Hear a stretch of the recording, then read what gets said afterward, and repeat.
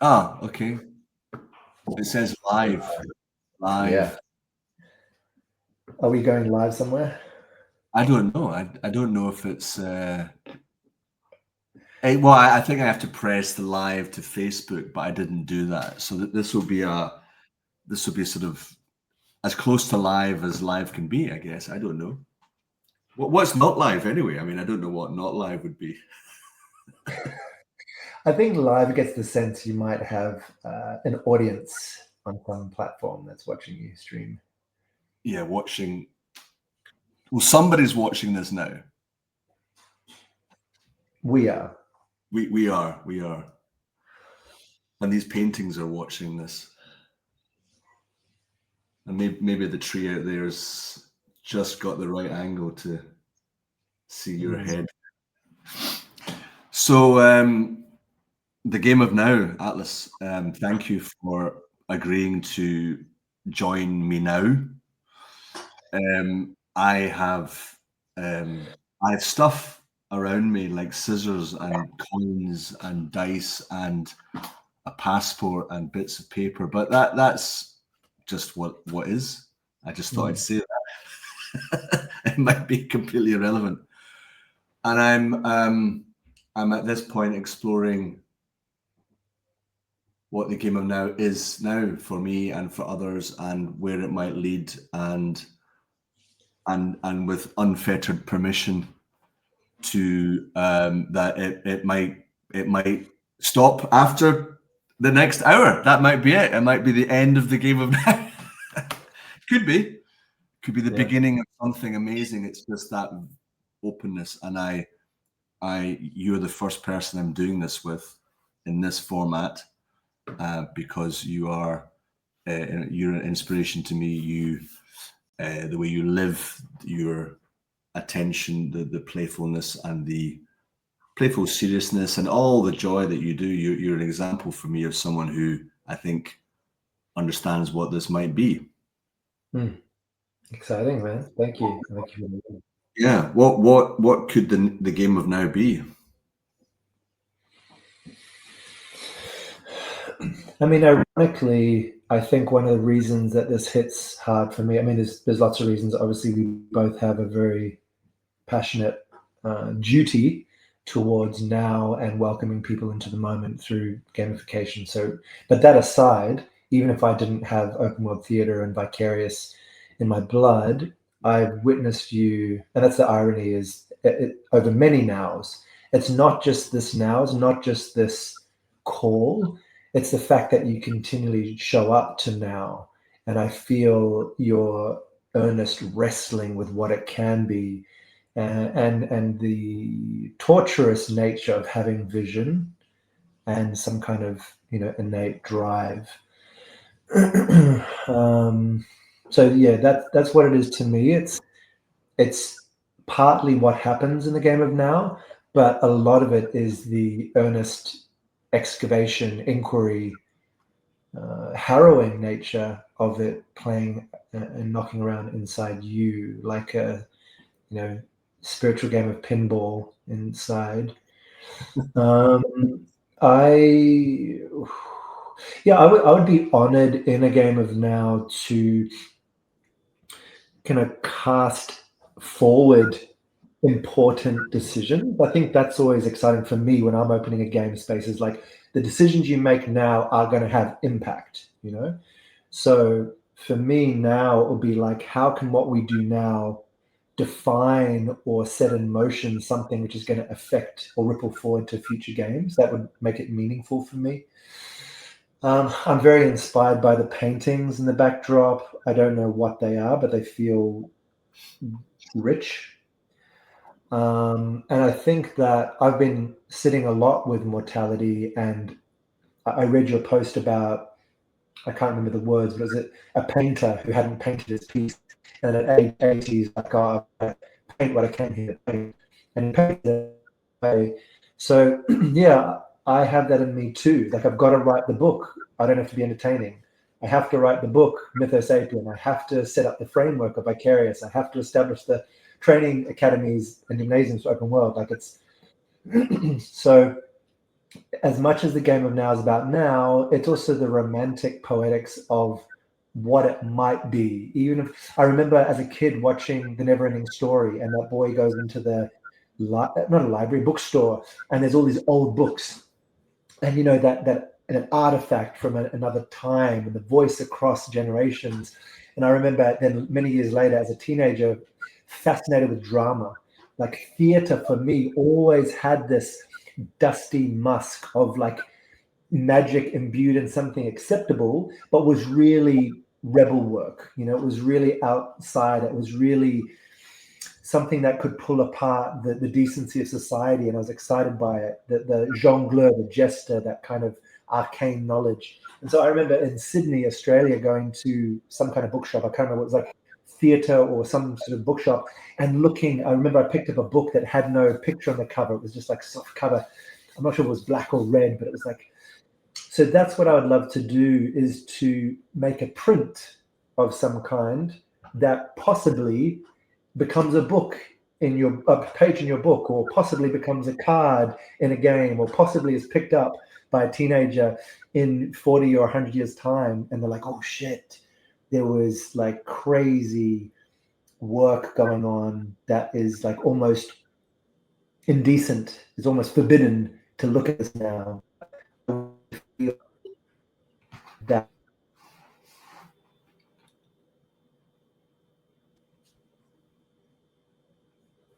The last 5 seconds was you in this intense froze. That encapsulated it. I wanted to feel us. So that's what I would ask now. I've spoken a lot, but I would ask of you. I'm here. I'm here to witness and to celebrate and to sit with the inspiration and agony of knowing something wants to be delivered, and the frustration of not being able to translate it in a way because it deserves so many more players. And how can we dig up that stuff and make a mark in the session, whether it be adding to those paintings behind you or making a new one or drawing on your skin? How can we mark? Okay, so what I'm hearing, first of all, I wrote down this thing about torturous, harrowing, the inner experience of, I guess, of the visionary, of anyone who's pioneering, because they are sitting in seeing what is and going, this could be so much more if we just agreed to change our rules or agreements, even for an hour. That this would change a lot. And the playing into that is knowing that for many people that is a very uncomfortable experience, because we don't like that. So to then be invited into a space where you don't know what might happen, you therefore have to trust people like you or me, to look after our well-being, whatever. So there's a lot of pre-conversation around agreement, and I find that to be very interesting because people don't really know what they want. I found that, and people think they want freedom, but they actually don't. Because if everything's free and no one knows what's going on, it's like being on a trip, like you can't control it.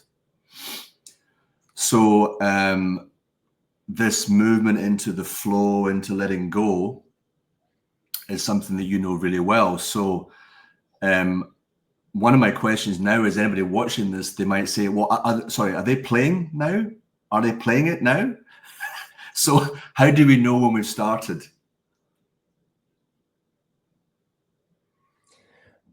I mean, my answer to that is it's always like play is always a constant state. I think things like the game of now and open world theater and vicarious are artificial borders and controls which tell you, oh, there's a stage. We're doing an exercise now. And at least for me, I like to soften that container until you question, is there a container anymore? And I'm like, exactly. Like it was always here. So I think we're always in play if we are embodied and alive, like it's already started. And yeah, if people are watching the recording of this, like, yeah, this is there now. With this video is the artifact. This is the Dusty Book.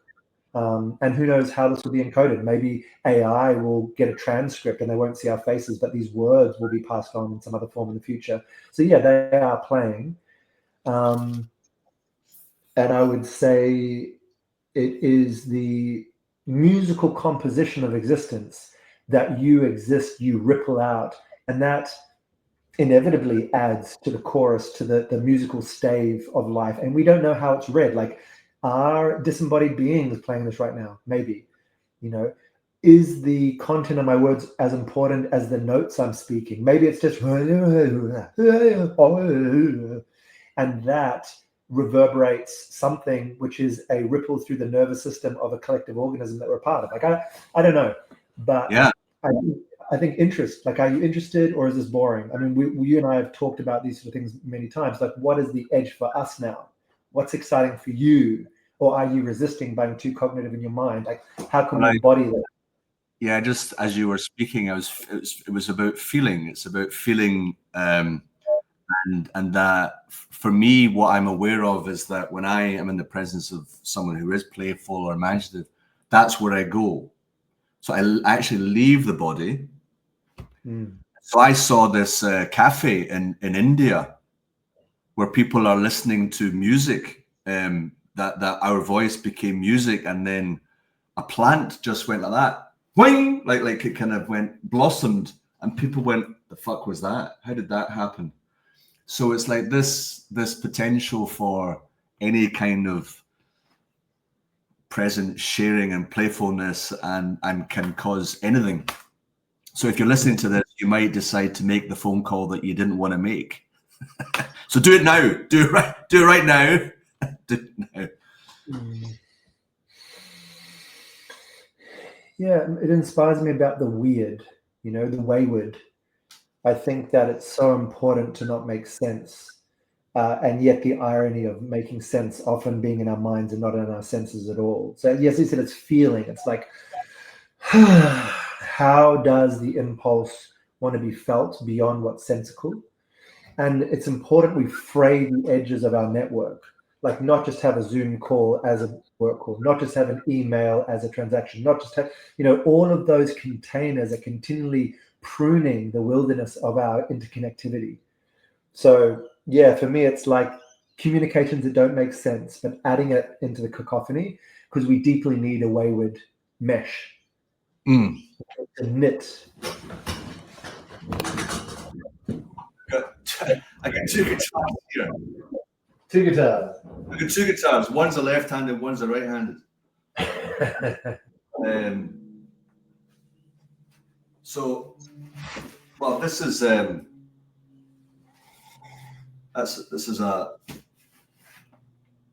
sort of a butterfly type imagination here, but there's this very, yeah. Got a bit of a Jesus vibe too, with the arms out like that. Yeah, these are Rick's paintings, so often they have a Jesus vibe, and then we've got a kind of energy of Hecate. Wow. Very intense, very primal, very, and they do have an effect. Yeah. What's that dad card in the background? This is from my son. Happy Father's Day from the best dad I ever had. Dad, 2 years ago. There you go. Have a brilliant day.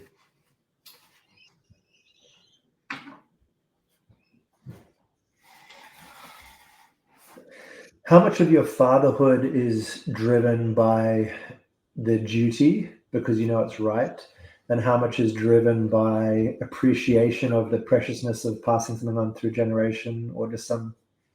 Yeah, it's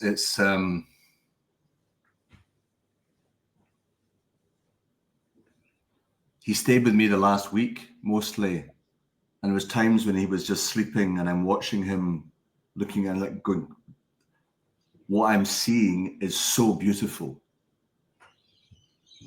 Just the gentleness of his sleep and the, he's 11, so he doesn't have the scars emotionally and physically that we have. He's got this sort of tender, and I feel that tenderness of his just emerging into the world we live in now and what's ahead for him. So I feel this immense responsibility and at times fear that I'm not able to meet that I won't be able to do that his mother luckily is very strong and she's got the capacity to do that. And then that sense of, that's where it comes to this book that I'm struggling tortuously, harrowingly trying to write. It's as long as that physically exists, then there's something there that he can have and go, that was my dad. And my dad's left something. And it's never going to be perfect. It's a pointer to something. It's a pointer to, the rules of the game and how do we change the rules of your own game inside other people's games all the time. It's a really deep philosophical question. And when he started to ask, Daddy, what happens to my consciousness when I die? I mean, that's the words he used. And I'm, whoa, okay, let's, and so he's got that now. So this sense of, as you were saying earlier, mortality, I feel that more now than ever before. And a sense of who is Graham now? Graham of now. Someone called me. It's very good. Graham of now. The game of now. Graham of now. And this word that you said, meaningful. Does it have to be meaningful? What could we say in the next 30 minutes that has so much meaning for you and for me? And do we have to know what that looks like in order to notice, that's meaningful? And being like, wanting to see how my body reacts, as you said, the feeling, this having, we're sitting in chairs. So, yeah.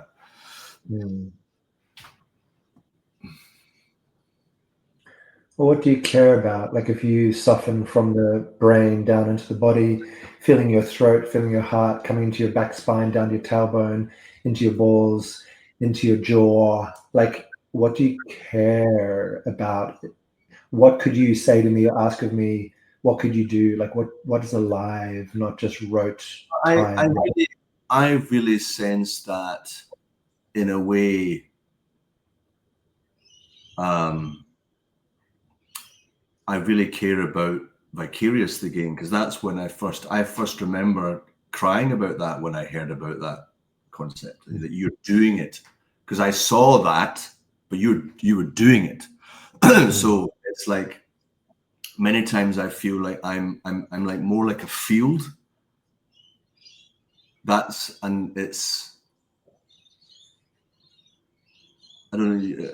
Rather than a point of reference to guide people, to tell people, I'm like, I'll hold a field in a space and things happen, rather than, don't look at me to tell you what to do now.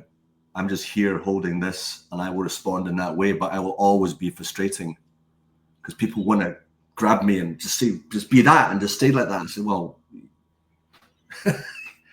and so I care about the way you're doing you and I'm doing me. And then where's this sense of like I'm in my being seeing what the field is offering now, something that might be surprising, because I really value surprises.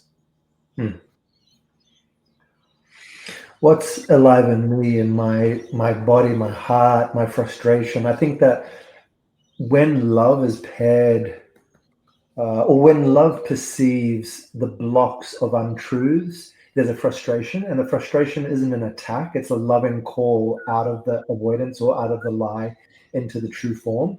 So in sometimes hearing you talk about like, oh no, it can be this, it can be that, there's a frustration in me because I feel like the irony and the contradiction of terms is sometimes you say it's not about me, or I'm not going to hold, like maybe you're saying I hold the space, you're a field, or people try and assign you a thing and you go like, no, I'm going to change.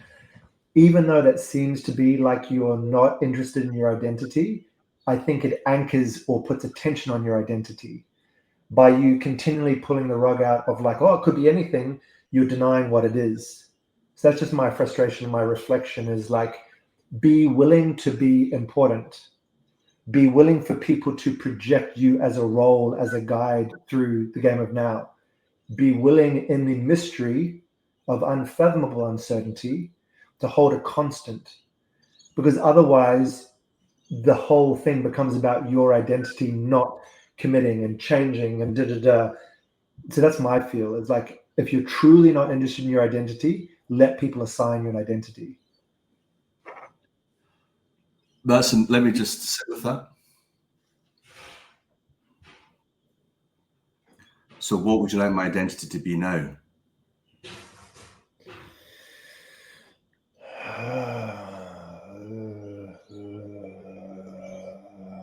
I would love to witness you and be with you as you do one thing that is the most important thing.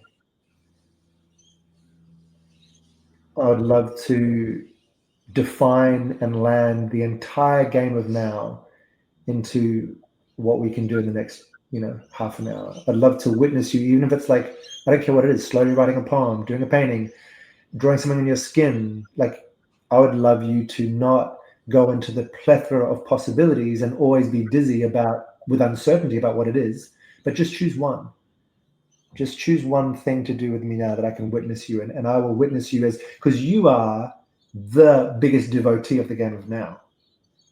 If like, I can't see someone unless they're brainwashed into like seeing you as your deity and like, but that's also deference. I think you are the holder of the game of now. So if I witness you in devotion doing a now, that's what I'd love to see. All right. Okay. Let me see if I can understand this.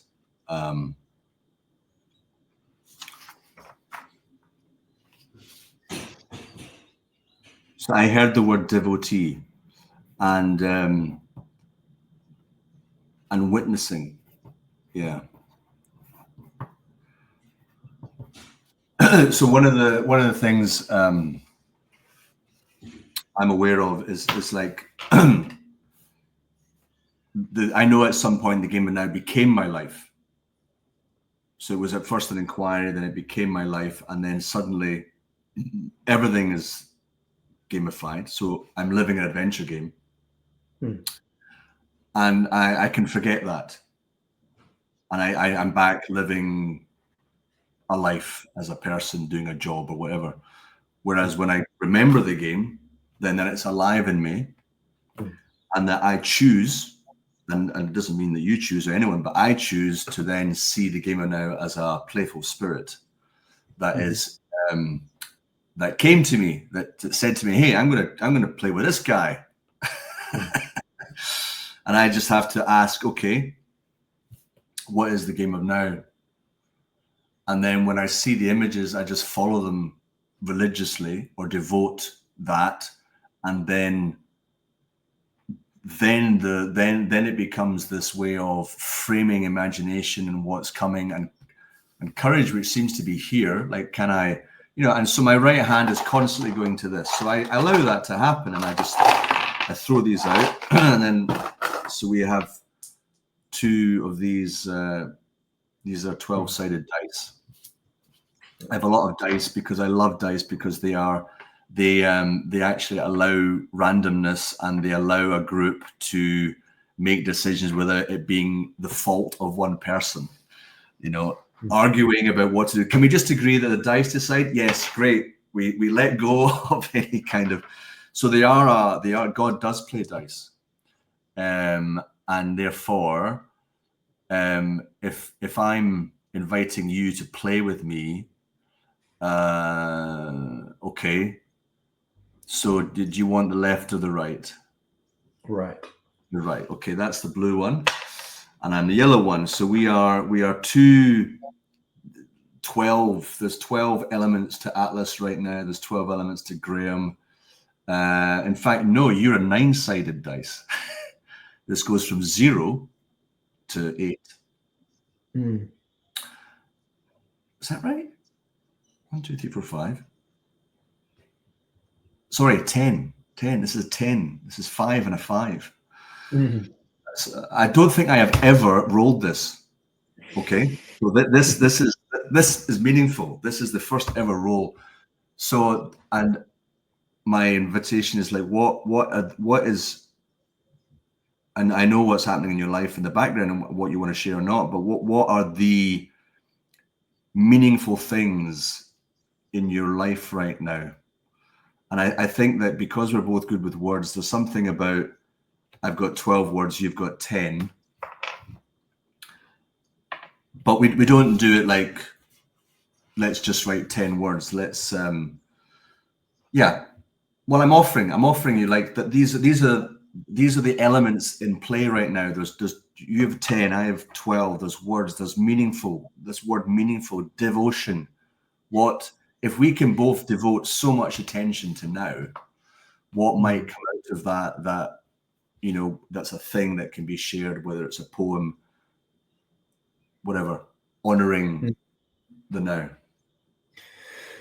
Well, I can answer your question was what's meaningful in my life. So I'm not going to try and count them to 10, but I'll just sort of tune into what's most alive and we can ascribe them or associate numbers.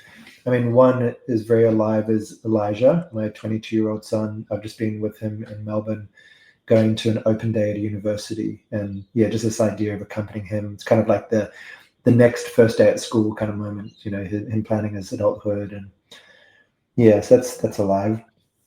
My current partner is pregnant, so that's another big thing. Just each day feeling this daughter coming through, putting my hand in the belly, and just this idea of her entire world right now is inside my partner, and she is having this really stoic journey. Like her 9 months is in blackness, is in movement, is in muffled sound. Like that's her stoic initiation. So I'm really with that every day. I'm also sitting with my own delivery of my work, my life's work, which, just today I worked out this 2-day intensive, which is a mixture of open world theater and vicarious and the on-chain art, the NFT stuff I'm doing. So I feel slightly relieved about that, but that's very big, delivering my work. Fourth thing would be aging, like the body, just my toes, just seeing like, some kind of fungus in one of my big toenails. And like, I remember seeing this in my dad's feed and how the body just neglects and like having a blister on my toe and some hardened skin. And I'm like, oh, wow. Like when life stops flowing as much, it's like the graveyard starts to sheet over your body. So that's another thing is like aging.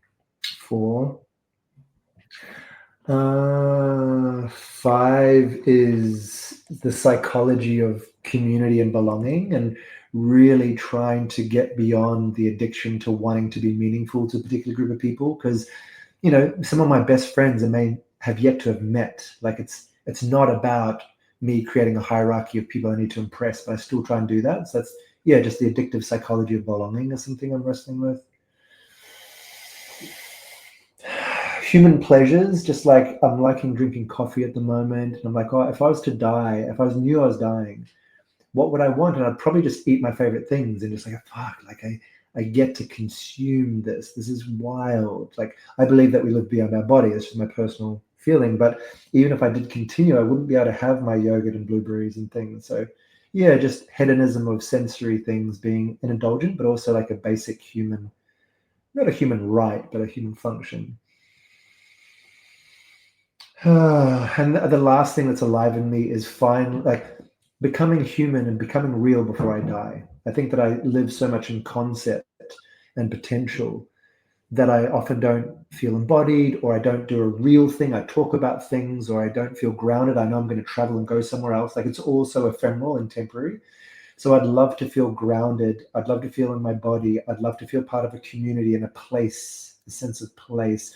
I'd love a book that I'd written in my hands. I'd love something finite before I go back into the infinite. That's what's alive in me right now. Okay.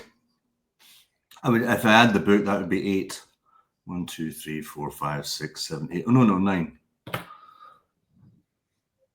May I share them back to you? Mm. And so in reverse order, there's this book that feels in your hands, you can feel that book. Grounded in a place, community, this feeling. You said becoming human before I die, like really that. Pleasures, consuming coffee, blueberry yogurt, these things. The psychology of community, addiction to belonging, this what's going on. Aging, the whole of your delivery of your life's work, and then your partner's pregnancy and Elijah. So that's 9. Okay. All right. It feels these are decision points. It's like, do I mirror that and share my meaningful moments, or do I not? Let's share what's meaningful. This feels like the theme: meaningful, devotion, groundedness. So yeah, I had a very traumatic experience 2-3 months ago, waking up, and I still think I'm in that experience, whereby the alarm went off at the moment I was leaving my body, which led to this experience of coming back in, and my body went like that, and I almost vomited, and there was this experience of such terror. So I have a friend who says, "No, you died. You died. You just basically died at that point." And so now you're not that guy anymore. So that's very disorientating or distracting. And so there's this meaningful of that moment and what that's about. There's this thing about my son, about him, and like being a dad that I told him yesterday, I'm sorry, I'm not a very good dad right now.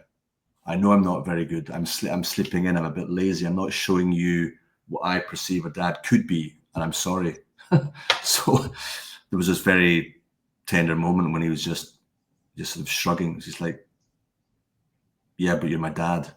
So it's like me filling that role with I'm supposed to be like this in order that I'm a better dad. So but that's very strong in me. And then it's like community. I have no friends here. Apart from him, and I've got people I know, but I can't talk like this with them. So there's community.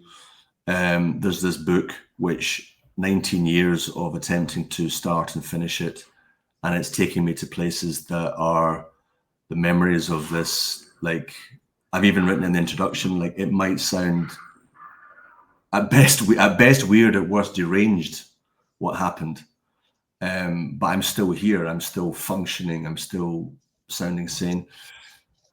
The next thing is truth. I mean, you've got trust across your throat, and truth for me and how I express this, even if people don't like me or judge me or say whatever, and allowing stuff to come out, and then there's responses.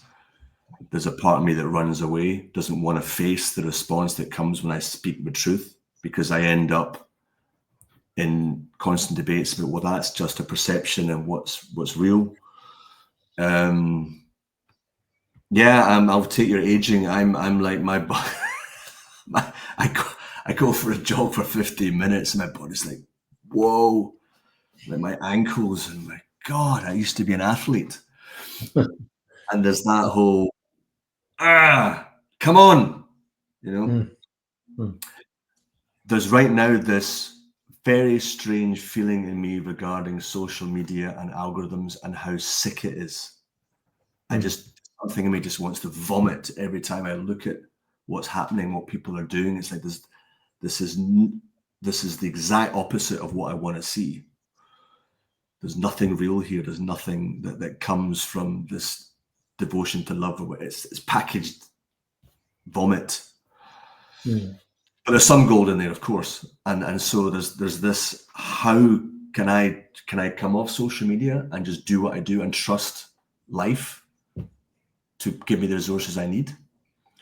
And that's also meaningful because I don't have a safety net as such in terms of financial. So if I don't sort out and play the game of before now, the kind of fiat game and the other games, if I don't play that well, I'm going to be homeless at 60 with nothing, and that scares me. So that's what scares my inner child.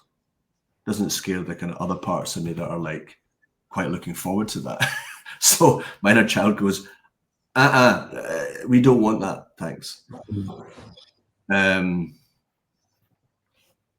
Yeah, I mean that's and then there's, like, as you say, I'm really interested in this frustration that was arising in you about me not doing. Okay, I'm the founder of this. This is what we do. This is the rules. This is how it works, and we're going to do this. And you will have an experience for sure. What you'll experience, I don't know. But you may never have actually experienced, because we're always in the now. This is my point. We're always in the now. It's just, where is your attention? And what is guiding your attention, and why are you deciding to attend to that and not that? And do you notice what is happening inside of you? What do you notice the more attention you give to all of it, and what's singing to you, and how do you move and navigate through that infinite potential? And then you've got to decide, I'm going to go that way, or I'm going to talk to her, or I'm going to have a child. I'm going to leave him. I'm going to leave this for me is the whole wowness of being human, is the decision. That collapses the field of potential. And so we're doing that now. We are now 20 minutes to go. This field is now, for me, it contains meaning, it contains sharing, it contains feeling between us. What then, how do we collapse that into okay, what's the objective? What can the thing be? I would like to create a sigil with you that we both commit to. I mean, it could be tattooing to ourselves, or it could be putting on the front cover of our book, or it could be, I don't know. I feel that we both have a deep meaning. I would really love us to both write our book.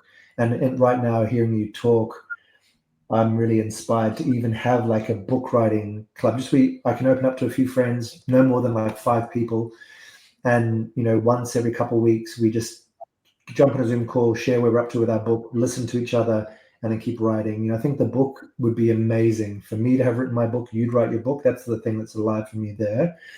But then thematically, talking about parenthood, because we've talked about parenthood a fair bit, I'm not sure if you've had this experience, but for me, like when my son was wanting to do something, I don't really care what he wants to do. It's the fact that he's alive and telling me about things that's interesting him that delights me. It could be about trains or tennis or birds. I don't really care.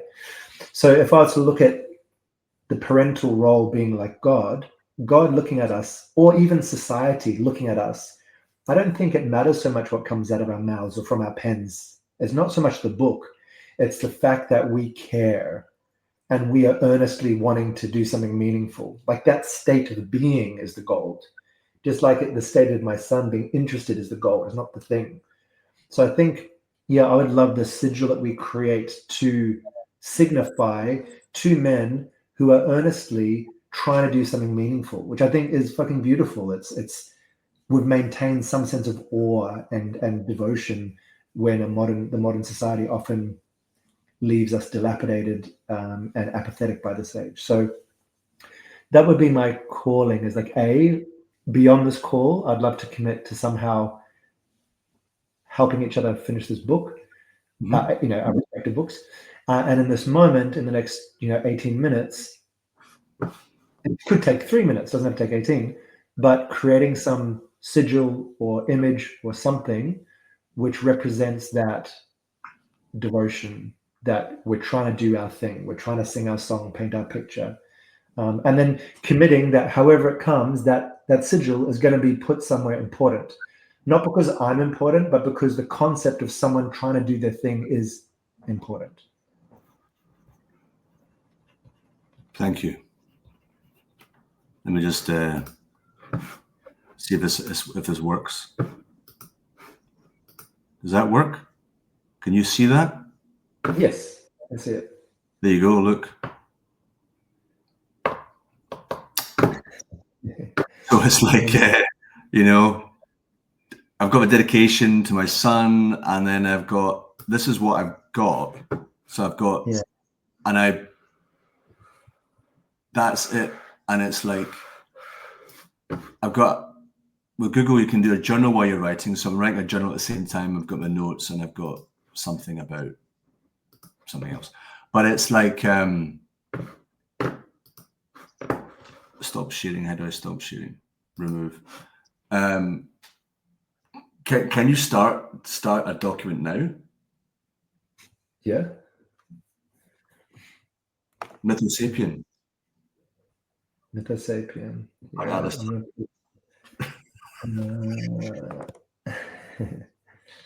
Okay, I'm gonna open a Google Drive. I've got a folder called Mythosapien, so I'll put a document in that folder called Mythosapien. Oh, Mythosapien. Cool. So I'll write the title Mythosapien. And I want to have like the subtitle or whatever you call it, slogan kind of thing. This is something I've said before in relation to open world theatre, but particularly the Mythosapien lens is, may your life be the signature of your soul. That will be the, whatever you call it, subtitle. Yeah. By Atlas Talisman. Cool. Let's begin. How do we design a sigil together? Do I do one part, you do the other?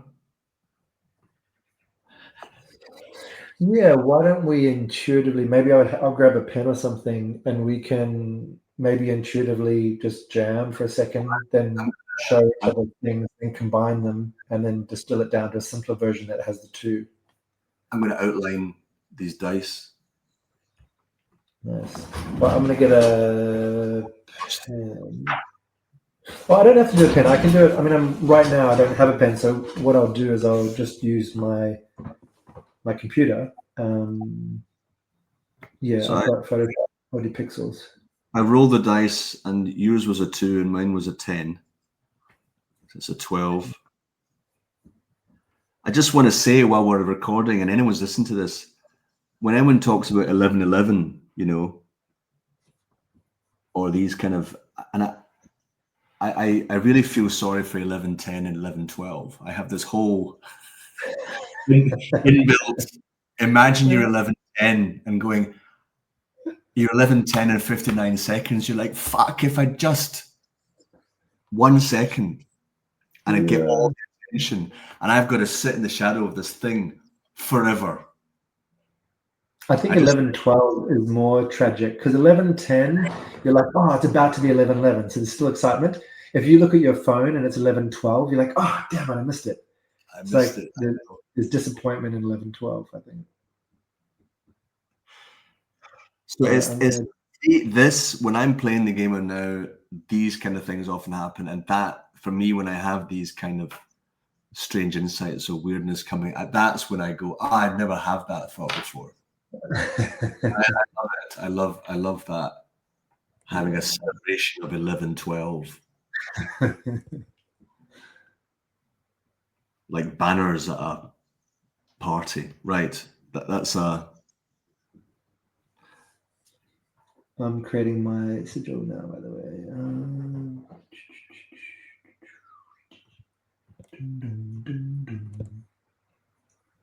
And great. I never imagined this morning I'd be making a sigil.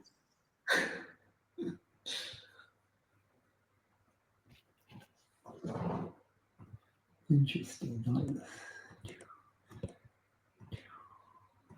There's something about pixel art that I'm really starting to take to, even though it's very digital. It's like a what do they call those things? Like it's like a mandala. It's like the Zen garden, tending to the grains of sand. It's like very methodic. It's like pixel by pixel, little square by little square, and I think it's very beautiful. I sense it's very sort of fractal. You know, you could just copy it and it starts to So far, that's what I've got. I'll have to come back to the screen. Oh, there you are. Oh, yeah. Cool. I can show you what I've got so far. It's like a bean. How do I share screen? Yeah. Is it possible? Yeah, I think you can at the bottom Oh, left. yeah. Is add to stage.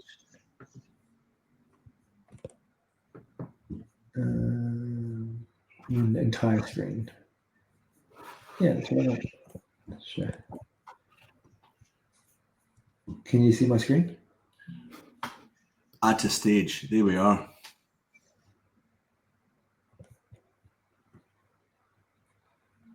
Yeah, so this is the current. Oh, I can see how that would become addictive. Yeah, particularly this, just like, for example, like just going doom, we're just finding the pattern, it's like, oh yeah.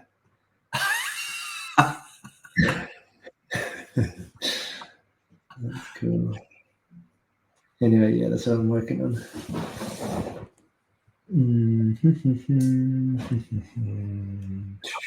The flag, the finishing line. Yes, it's like a flag. I always remember one of my favorite games was in the Netherlands with maybe 40 students. I was invited by wonderful Peter Spindler to do, because he trusted me just to do it for his university class. And this guy to my right said, "Sorry, have we started?" And I said, "Great question." And that was it. And he says, "So have we?" I said, "Well, you decide." And he just got into this. And then what was great was a guy opposite me stood up and just walked directly towards me and said, "Hi, my name is Joost," or something. Yeah. There's something about that I thought he just got it or whatever. Act. And then I took my jacket off and put my jacket on him. And then I moved him around the room. And then what happened was there's 5 guys over here got him and said, "Can we just go? Can we just leave?" And I looked at Peter, who said, "I don't care." So I said, "Yeah." So then 15 people left because they were allowed to leave. But the ones who stayed were like, "No, I want to know." So it was great. It was like that whole sense of permission. A lot of this is permission, and who's the authority here? And am I allowed to live my life? Am I allowed to do what I want? Just for and that is something I write about, is when permission to live your own life in a situation where you want to go or you want to leave, you want to join in, but you don't. So it's yeah, it's beautiful. I love that the agency that is claimed. Yeah, so good. Okay, this is coming. I feel like I'm trying to control it into some way, but we'll see. Interesting. I feel like your image to the right of that, Sigil, is similar to what I've done. So I'm just gonna send you this. It does look like a seed or a baby, actually. Mm-hmm.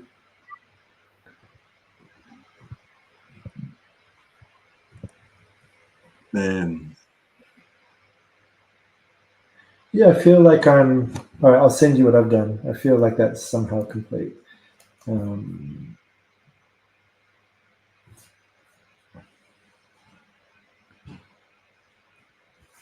Where should I send this? On? Yeah, I've just sent you mine. On Messenger. Oh, yeah, cool.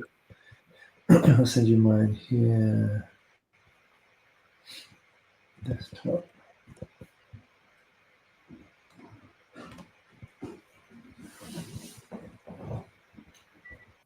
All right.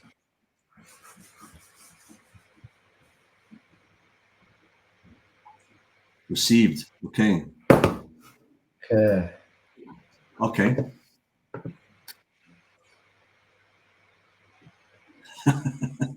I think my image is just the contained within that dot, the kind of the 6 pixels block, Yeah.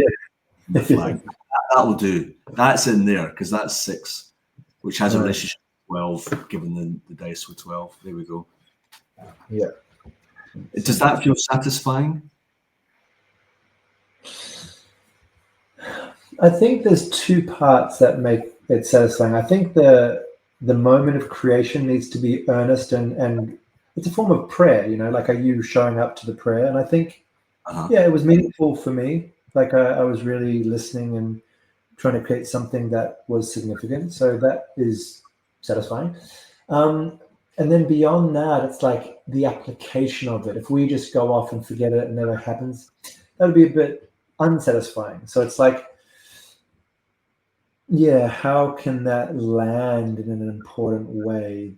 And that, I don't have to know the answer now, but I think if there's just an intention that we're going to apply that sigil at some point where it matters, that would be a pact that would make it satisfying. Okay. Yeah, that it has some. Yeah, this is where I always, I don't always, this is one of my tics, which my son has pointed out. He goes, not always.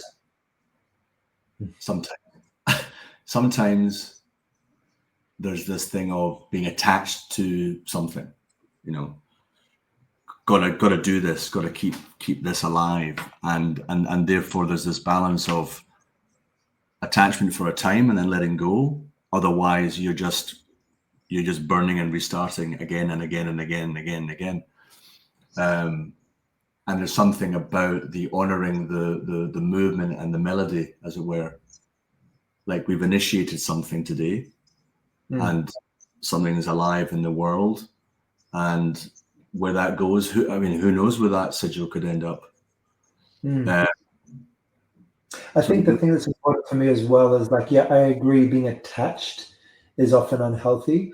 And I'm not saying that we have to continually flow life to that sigil as an attachment, but I think honoring it where it can have a life beyond us, that's, because just as it is now, a sentient messenger thing, maybe in several hundred years it'll be somewhere. But I think, if we, I don't know, put it in a book, or if we etched it in something, or if we, I don't know, gave it physical form and buried it, or if we, I like this idea of Johnny Appleseed, just walking across America, scattering apple seeds, and they have a chance to grow into trees. Like, it doesn't have to be the most important thing, but giving it a chance of living beyond us, I think would be cool. So any form where it can hold its own sustained note and maybe be picked up by someone else or evolved, mutated into something else, I think would be cool. That sense of constantly creating seeds that, if you were to apply a story to that or a poem, what might you write or say, and then someone else picks that up. Some of the experiments in Facebook, which I really like, were just when I or someone else just started a story, and then someone else picked it up, and then someone else added a bit, and then it became this shared story that we created together. And it's anything that we do together as a co-creation, rather than artist alone in the room designing and then going, look, here's a song, here's a thing. Okay, 5 minutes to go. I feel like this doesn't have to be for all 5 minutes, but I also feel like getting out of the linguistics, out of the words, and maybe just sounding. I'm at least going to do that just for a moment. I might end in a few seconds, but an invitation for you to also sound or sing with me or anything, just so it becomes more elemental, because sound isn't speaking, but it's the underlying kind of.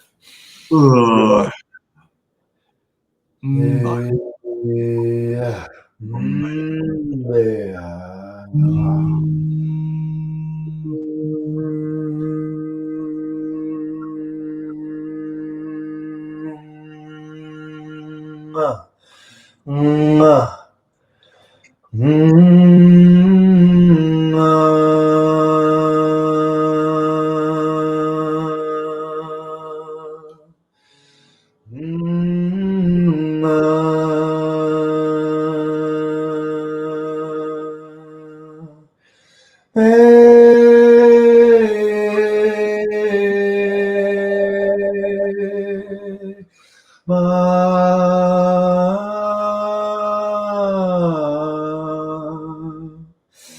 Hey. Yeah. Mm.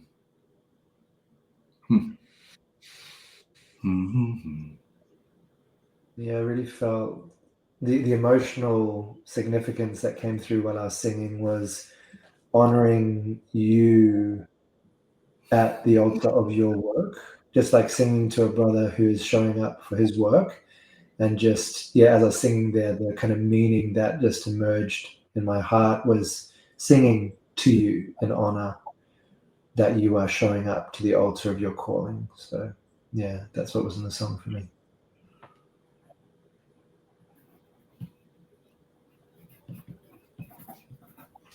And as I turn my head to my right, there is a supermarket bag of an elephant that says, "I'm strong and sturdy."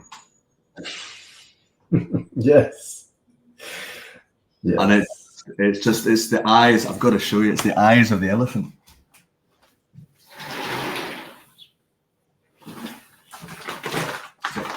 Introduced. It's just the elephants. It's just the elephants.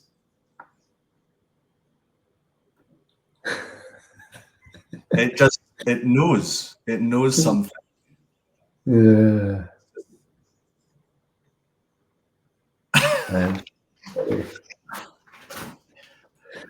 And I'd say that's one of the great memories of one game I played where the thing that really hurt this guy, it was in the last 10 seconds of the game, because we agreed on a time, and then he went, "Oh," and he said this thing, and he went, "Oh," it was like having an orgasm. I just realized, So you never know. Yeah. And by placing the timing on it, it sort of creates this friction, this pressure that allows for that to happen. And otherwise it might not have happened.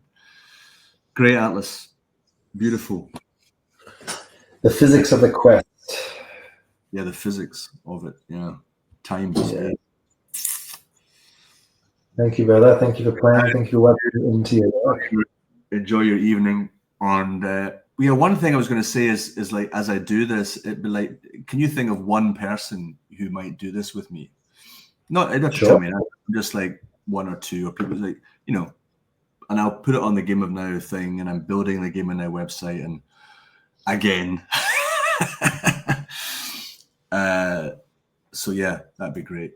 Just to. Absolutely. Yeah. All right. Lots of love. All right. Thank you. Bye. Bye-bye.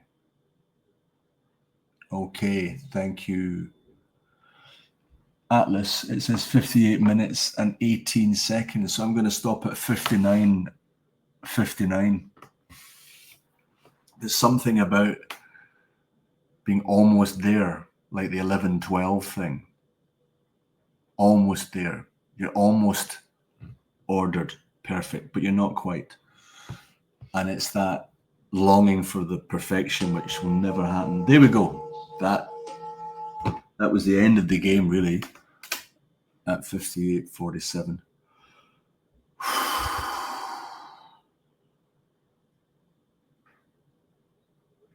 How do I feel? Got 59 seconds to share how I feel. I feel grateful. I feel